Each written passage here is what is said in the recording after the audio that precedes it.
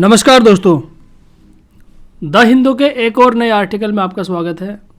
आज जो आर्टिकल हम लोग डिस्कस करेंगे वो सोशल लाइफ में, आपकी पर्सनल लाइफ में बहुत ही ज़्यादा इफ़ेक्ट डालने वाला है।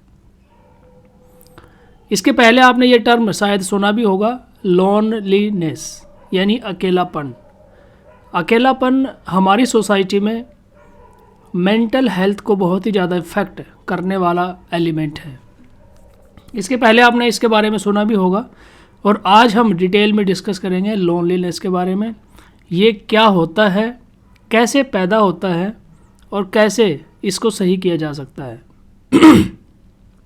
ये कोई एक्सपर्ट एडवाइस तो नहीं है बट आर्टिकल के अंदर जो भी फैक्ट इसमें दे रखे हैं वो मैं आपको बताने की कोशिश करूँगा कि लोनलीनेस क्या है और ये हमारी सोसाइटी को किस प्रकार से इफ़ेक्ट कर रहा है। द हिंदू का ये आर्टिकल है और बहुत ही अच्छा और इम्पोर्टेंट आर्टिकल है आपके पर्सनल लाइफ के लिए भी और आपके प्रिपरेशन के लिए भी, क्योंकि इंटरव्यू में ज़्यादातर इस प्रकार के क्वेश्चन पूछे जाते हैं। ठीक है, एथिकल डायलेमा से रिलेटेड क्वेश्चंस, मेंटल हेल्थ से रिलेटेड क्वेश्चंस या सिचुएशनल अवेयरनेस से रिलेटेड क्वेश्चंस भी आपके इंटरव्यू में जो एग्जामिनर्स होते हैं वो आपसे पूछ सकते हैं। तो सबसे पहले बात आती है, देखिए लोनलीनेस क्या होता है। जब कोई आदमी अपने सोशल ग्रुप से, अपनी सोशल कनेक्टिविटी से डिस्कनेक्ट हो जाता है, यानी आप एक घर में रह रहे हैं लेकिन घर में रहते हुए भी आप कई लोगों के बीच में रह रहे हैं, ठीक है, लेकिन कई लोगों के बीच में रहते हुए भी आपका कोई अपना नहीं है या आपका कोई ऐसा फ्रेंड नहीं है जिसके साथ आप अपनी फीलिंग्स को शेयर कर सके।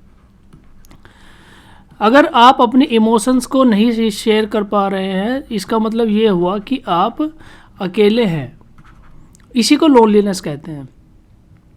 यानी लोनलीनेस मतलब ऐसा नहीं है कि आप घर में अकेले, जैसे कई बार क्या होता है आप भी घर में अकेले रह जाते हैं। मान लो आप वर्किंग हैं, आप घर में अकेले हैं, आपकी वाइफ बच्चे कहीं बाहर गए हैं, आप घर में अकेले हैं। दैट इज़ नॉट लोनलीनेस, वो लोनलीनेस नहीं है, ठीक है। लेकिन घर में सबके होते हुए भी आप अकेले हैं, किस कारण से? क्योंकि आप अपने इमोशंस को शेयर नहीं कर पा रहे हैं। आप क्या महसूस कर रहे हैं, ठीक है, आप क्या महसूस कर रहे हैं, आपके अंदर क्या चल रहा है, आपके दिमाग में क्या चल रहा है, सुख दुख एक्साइटमेंट उसको आप किसी के साथ भी शेयर नहीं कर पा रहे हैं। अगर आप इस कंडीशन में हैं तो आप क्या हैं, लोनलीनेस के शिकार हैं।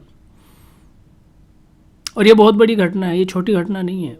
ऐसे कई लोगों को आपने देखा होगा अपने आसपास जो सोसाइटी में तो रहते हैं लेकिन उनका कोई फ्रेंड नहीं होगा। बहुत ही इंट्रोवर्ट टाइप के लोग होते हैं, ठीक है, जो किसी के साथ में ज़्यादा घुलना मिलना पसंद नहीं करते हैं।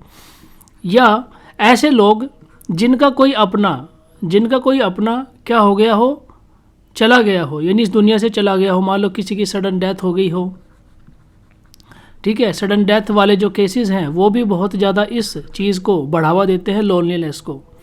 तो ऐसे कई कारण हो सकते हैं जिनके कारण से या बचपन में किसी के साथ में ऐसा कुछ घटित हो गया हो जिससे वो इतना ज़्यादा डरा हुआ है या डरी हुई है कि वो अपने इमोशंस को दबा लिया है उसने, वो किसी के साथ शेयर नहीं करना चाहती है। उसको लगता है या चाहता है, उसको लगता है कि बाहर किसी को भी बताएंगे तो उससे क्या है, नुकसान होने वाला है।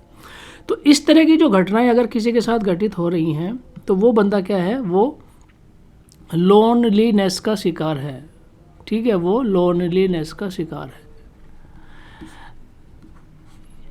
इसमें आप एक चीज़ और महसूस करेंगे कि ऐसे व्यक्ति जो लोनलीनेस के शिकार होते हैं उनके इमोशंस बहुत ज़्यादा वीक होते हैं। वो अपने इमोशंस को, अपने एक्साइटमेंट को, अपने प्यार को, अपने दुख को, अपनी नफ़रत को किसी के साथ भी शेयर नहीं करना चाहते। वो सबसे डिस्कनेक्ट हो जाते हैं, अपने सोशल ग्रुप से, अपने फ्रेंड्स से, अपने पेरेंट्स से, सबसे क्या हो जाएंगे, डिस्कनेक्ट हो जाएंगे।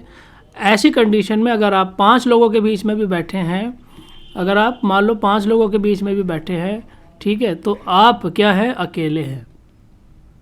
बाहर से आपको देखने को लगेगा कि ये बंदा इन सब के साथ बैठा है, बट एक्चुअल में क्या है कि अंदर से इंटरनली ये बंदा जो है वो क्या है, अकेला है।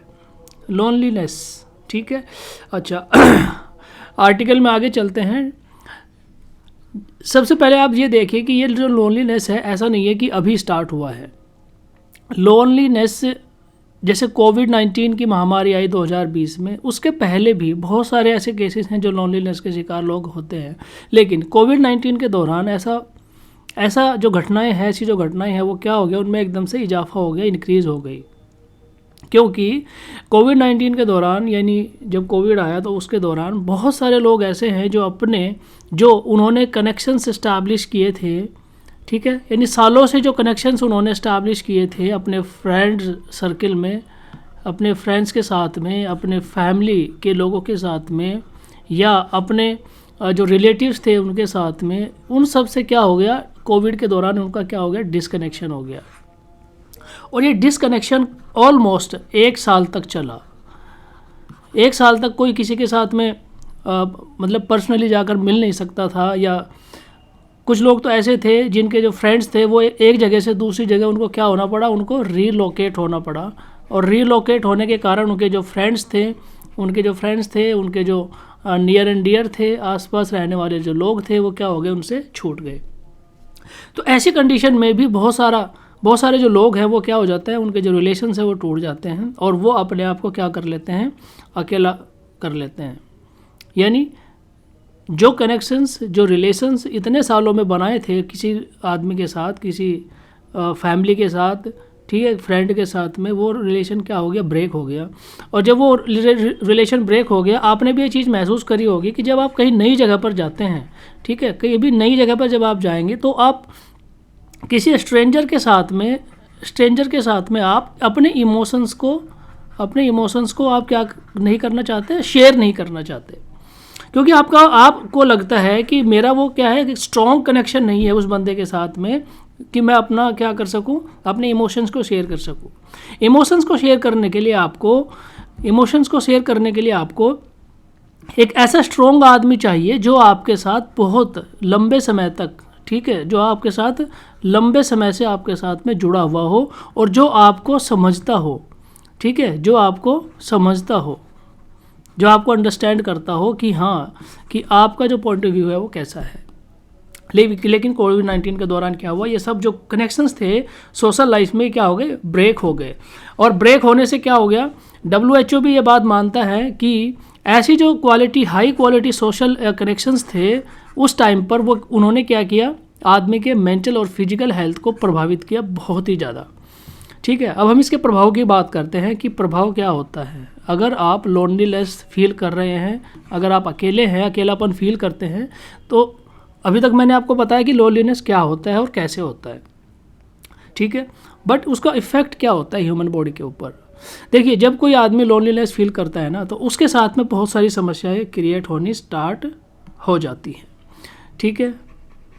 लोनलीनेस व्यक्ति जो होता है उसके साथ में कितनी समस्याएं स्टार्ट हो जाती है।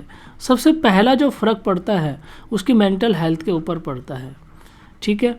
यानी मेंटल हेल्थ के ऊपर क्या फ़र्क पड़ता है, आदमी इमोशनली वीक हो जाता है, इमोशनली ब्रेकडाउन हो जाता है, एंग्जाइटी, डिप्रेशन, ये सब समस्याएं उसके साथ स्टार्ट हो जाती हैं। अपने इमोशंस को नहीं शेयर कर पाता किसी के साथ में। ऐसा व्यक्ति जो लोनलीनेस का शिकार है, वो चाहे कितने भी पेन में हो, कितने भी दर्द में हो, तब भी अपने इमोशंस को बाहर नहीं निकाल पाता है, निकाल कर नहीं लेकर आता है, ठीक है। इमोशंस मतलब क्या, जैसे लव, हेट, पेन, ये सारी समस्याएं वो शेयर नहीं कर पाएगा किसी के साथ में भी। तो मेंटल हेल्थ एक इशू स्टार्ट हो जाता है और फिजिकल हेल्थ भी एक इशू स्टार्ट हो जाता है, ठीक है। मेंटल हेल्थ और फिजिकल हेल्थ, हम ये मानते हैं कि हमारा जो मेंटल हेल्थ है, हमारा जो लोनलीनेस है, जो लोनलीनेस के जो इफ़ेक्ट्स हैं ना, वो हमारे मेंटल हेल्थ पे भी फ़र्क डालते हैं, वो हमारे फिजिकल हेल्थ के ऊपर भी फ़र्क डालते हैं। मेंटल हेल्थ के ऊपर फ़र्क कैसे डालते हैं मैंने आपको बताया, इमोशंस को शेयर नहीं कर पाएगा, लव, हेट, पेन, ठीक है, एक्साइटमेंट, हैप्पीनेस, ये सब क्या है उसके लाइफ से ख़त्म हो जाते हैं। और फिजिकल में क्या हो जाएगा, फिजिकल में उसको हार्ट अटैक, ठीक है, हार्ट अटैक आने के जो चांसेस है वो बढ़ जाते हैं, ठीक है। ओबेसिटी यानी मोटापा, ये सब चीज़ें क्या हो जाती हैं, उसकी बढ़ जाती हैं, ठीक है। उसकी जो एक्टिविटी है, एक्टिविटी मतलब कि वो काम पे जा रहा है, काम पे जाना बंद कर देगा। उसकी जो प्रोडक्टिविटी है, ठीक है, प्रोडक्टिविटी वो क्या हो जाएगी, प्रोडक्टिविटी कम हो जाएगी, बिल्कुल ख़त्म हो जाएगी। तो इस प्रकार के जो इश्यूज़ हैं फिजिकल हेल्थ पे भी उसके आने स्टार्ट हो जाते हैं। तो ये सब फ़र्क होता है किसका, लोनलीनेस के शिकार व्यक्ति का। तो इतना बड़ा इशू है लोनलीनेस, अकेलापन अगर कोई है तो फिजिकल हेल्थ और वेलबींग जो है सोशल आइसोलेशन में जब आदमी होता है उसका क्या है, सोशल कनेक्शन ख़त्म हो जाता है। तो उसका एक तो ये होता है कि जो WHO है उसने एक चीज़ क्या किया है, इसको सुधारने के लिए या इसको स्टडी करने के लिए WHO ने कमीशन को स्टैब्लिश किया है, कमीशन ऑन सोशल कनेक्शन, ठीक है, 2024-26 2 साल तक ये कमीशन काम करेगा और उसमें वो ये जानने की कोशिश करेंगे कि किस प्रकार से जो लोग हैं वो उन्होंने अपना जो सोशल कनेक्शन है वो ख़त्म किया है, यानी ऐसे क्या कारण रहे हैं कि लोग सोशली आइसोलेट हो गए हैं और उससे पब्लिक हेल्थ पर क्या फ़र्क पड़ा है, ये सब जानने की कोशिश करेगा WHO। तो इसका यही पर्पज़ रहने वाला है। WHO ने ये कमीशन को इस्टाब्लिश किया है कि किस प्रकार से लोग अपना सोशल कनेक्शन ख़त्म करते जा रहे हैं, वो अलग होते जा रहे हैं अपने फ्रेंड सर्किल से, अपनी फैमिली से, अपने सोशल ग्रुप से। सोशल ग्रुप मतलब कई सारे ऐसे ग्रुप होते हैं ना कि आप अपने दोस्तों में आपके बहुत सारे ग्रुप होते हैं, उनमें क्या होगा कि आपकी एक्टिविटी होनी बंद हो जाएगी। यानी जैसे कोई आपका एक मान लो ग्रुप है, कॉमन ग्रुप है, कॉमन ग्रुप के अंदर कुछ भी एक्टिविटी चलती रहती है, यार दोस्त आपस में चैट करते हैं, कोई मैसेज शेयर करते हैं, लेकिन आपका उसमें इन्वॉल्वमेंट जो है वो क्या हो जाता है, ख़त्म हो जाता है जब आप अपने आप को लोनली फील करना पसंद करते हैं। मतलब पसंद तो नहीं करते हैं, एक तरह की क्या है, बीमारी है ये भी, ठीक है। तो इस प्रकार से जो लोनलीनेस का शिकार व्यक्ति है उसके मेंटल हेल्थ पर, उसके फिजिकल हेल्थ पर, उसके सोशल कनेक्शन पर, ठीक है, हार्ट अटैक की संभावनाएं बढ़ जाती हैं उसके साथ में, और ओबेसिटी हो गया यानी मोटापा हो गया, कुछ करेगा नहीं, घर में पड़ा रहेगा, उसके बाद में एंग्जाइटी हो गया, डिप्रेशन हो गया, ठीक है, प्रोडक्टिविटी हो गया, ये सारी की सारी समस्याएं उसकी लाइफ में आना स्टार्ट हो जाती हैं। तो इस प्रकार से मैंने आपको बताया कि कैसे आइसोलेशन जो है वो, आइसोलेशन या जो मेंटल हेल्थ का जो इशू है, लोनलीनेस का जो इशू है वो कितना बड़ा इशू है। अगर आप अपने आसपास अपनी लाइफ में, अपनी पर्सनल लाइफ में भी आप देखें तो कई लोग आपको ऐसे मिल जाएंगे, किसी का कोई एक्सपायर हो गया हो किसी की फैमिली से, तो कुछ समय के लिए वो आदमी भी लोनलीनेस का शिकार होता है। अगर यही कंडीशन थोड़ी सी लंबी चलती रहे, ठीक है, तो ये क्या होगी, बीमारी में तब्दील हो जाती है, ठीक है। अगर ये लॉन्ग टाइम तक चलती है तो ये बीमारी में तब्दील हो जाती है। लेकिन इसमें सबसे बड़ा जो रोल प्ले होता है, रोल एंड रेस्पॉन्सिबिलिटी जो है वो किसकी बनती है, वो बनती है उसके जो फैमिली मेम्बर्स हैं, ठीक है। फैमिली मेम्बर्स उस व्यक्ति को उस कंडीशन से बाहर निकाल सकते हैं, ठीक है। उससे क्या किया जाए, उनसे बात करके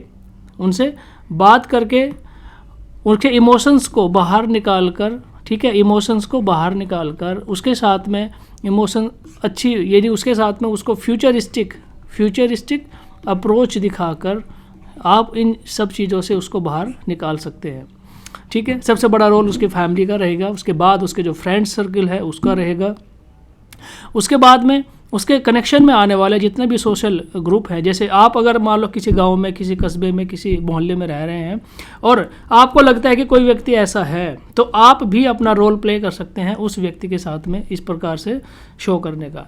एक पर्सनल एग्जांपल देखिए मैं आपको बताता हूँ, ठीक है। पर्सनल एग्जांपल मैं आपको बताता कि कोई व्यक्ति ऐसे ही मान लो बैठा था कहीं पर, मैंने उसको ऐसे ही पूछ लिया, क्योंकि मैं हमेशा थोड़ा सा ऑब्जर्व करता हूँ लोगों को, ठीक है। तो मुझे उसके चेहरे पर थोड़ी सी शिकन नज़र आई, मुझे थोड़ा परेशान नज़र आया, तो मैंने उसको ऐसे ही पूछ लिया कि क्या बात है, ठीक है। तो वो आदमी ये चाह रहा था कि कोई उसके पास आए, उससे पूछे, उससे बात करे, बट उसका सर्किल इतना डिस्कनेक्टेड हो चुका था कि कोई ऐसा व्यक्ति नहीं मिल रहा उसको कि जिसके साथ वो अपने इमोशंस को शेयर कर पाए, ठीक है, इमोशंस को शेयर कर पाए। तो इमोशन को शेयर करने के लिए उसको कोई नहीं मिल रहा था। मैंने उससे पूछ लिया तो उसने मुझे 30 मिनट, मतलब ज़्यादा ही होगा बल्कि 30 मिनट तक वो मुझे अपनी बात बताता रहा। ऐसे बहुत सारे लोग आपको मिलेंगे। आप एक बार इनिशिएट लेकर देखिए। इनिशिएटिव अगर आप लेंगे तो हो सकता है किसी व्यक्ति की लाइफ को बेहतर बनाने में आपकी कुछ भागीदारी हो सके, ठीक है, एक छोटा सा एग्जांपल मैंने दिया, उसकी बातें खैर बहुत सारी थी, वो बाद में हमने काफ़ी डिस्कस किया, फिर जो सॉल्यूशन हो सकता था मैंने उसको बताया भी।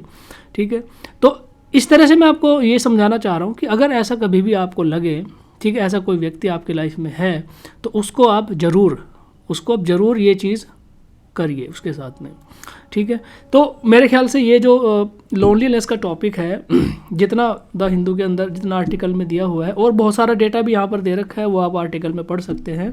तो मोटा मोटा जो ब्रीफ था इसका वो मैंने आपको बता दिया है कि किस प्रकार से आप लोनलीनेस की शिकार होते हैं, उससे गुजरते हैं, और कैसे आप उससे लड़ सकते हैं, कैसे आप उससे बाहर आ सकते हैं।